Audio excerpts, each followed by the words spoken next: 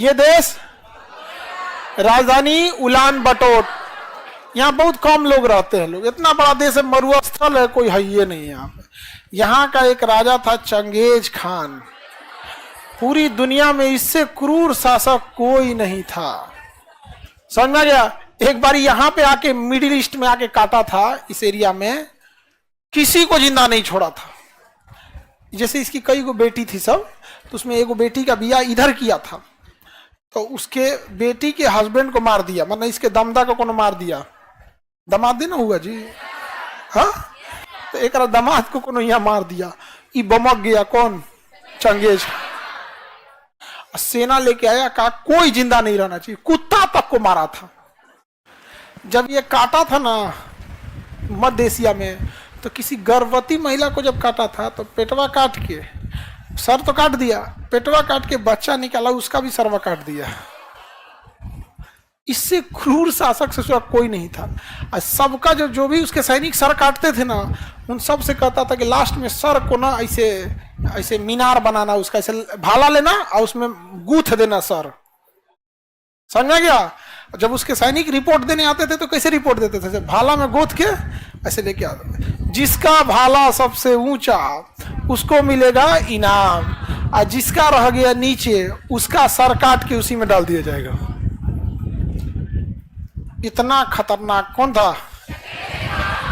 Genghis Khan. बहुत ही क्रूर शासक था। समझा कि नहीं क्या? Genghis Khan. एगो हमरा से नाम पूछा, आपका पूरा नाम क्या? Genghis Khan. तो उसको लगा नॉर्मल आदमी होगा, फिर उसको जब ये कहानी बताए ना तो हमको घूर के देख रहा था।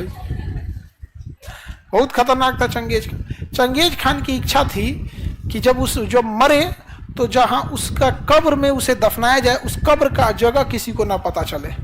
तो जब मंगोलिया में जब इसे दफनाया गया ना, तो 2000 गुलाम उसकी लाश को खींच के ले गए थे सब। और जब दफना के आए सब, तो उन गुलामों के पीछे लगभग 5000 की फौज थी। जब ये गुलाम दफना के आए ना, तो ये फौज वाले मिल के मार डाले सब, पूरे गुलाम मर गया। गुलाम सारे मर गए सब। समझा क्या? जब ये फौज लौट रही थी तो रास्ते में एक दूसरी फौज को खड़ा किया था चंगेज खान। सोचिए, मरने के टाइम प्लानिंग कर रहा था कि हमारी लाश को कैसे दफनाया जाएगा। तो ये वाली फौज थी, इसको मार दी। ठीक है? तो दफनाने का जगह किसको पता था? गुलामों को। और किस गांव में दफनाया ही किसको पता था? सैनिकों को। और जब सैनिक 50-60 किलोमीटर पीछे आए तो ये मार दिया सब इसको।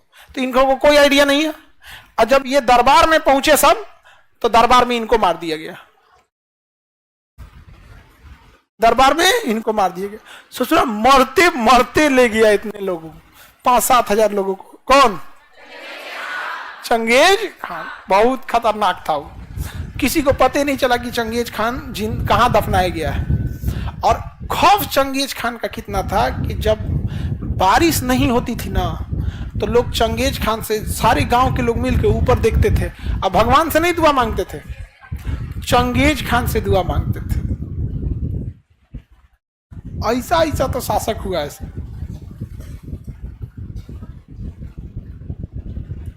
मरने के बाद भी नहीं छोड़ा। हाँ बाबू, चंगेज खान इतना जालिम कोई नहीं था। वो जहां भी मारता था ना, तो बस 2 चीजों को छोड़ता था, गिद्ध सबको ऊपर और नीचे कुत्ता सबको। लेकिन जब इधर मध्य एशिया में मारा था तो कुत्ता को भी नहीं छोड़ा था, ओके, दमदे को मार दिया था सब। दामाद का बहुत इज्जत होता है ससुराल में, उसका बहुत इज्जत होता है। जब नया नया दामाद बन, जब तक फूफा नहीं बना है तब तक। फूफा बनने के बाद उसका मुद्रा स्फीति हो जाता है, अवमूल्यन हो जाता है, उसका डिवैल्यूएशन हो जाता है। अब बूढ़ फूफा तो नोटबंदी की तरह हो जाते हैं। बूढ़ फूफा 2000 का नोट हो गए हैं,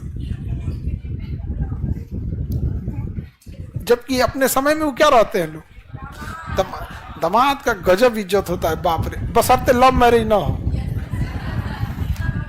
लव मैरिज में पिटेबो करता है सब समझ गया। और लड़की का पहिलका सबसे ज्यादा मारता है।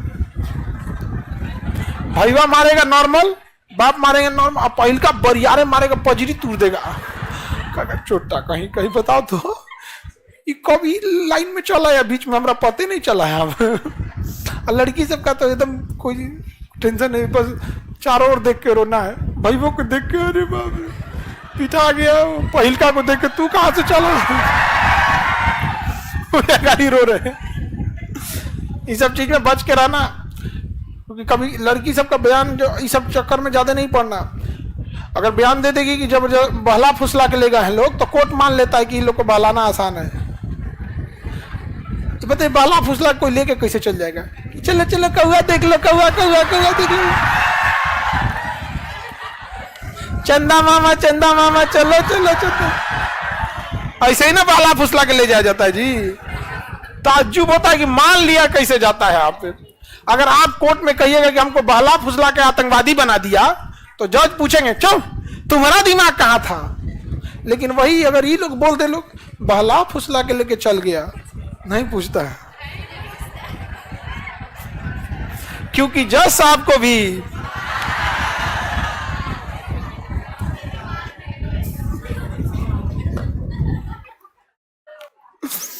आगे बढ़ते हैं।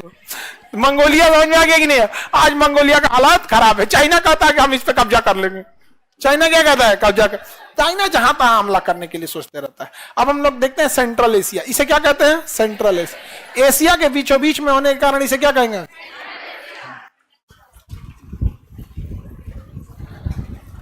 हमारे गांव में एगो को जान से मार दिया गुरुजी।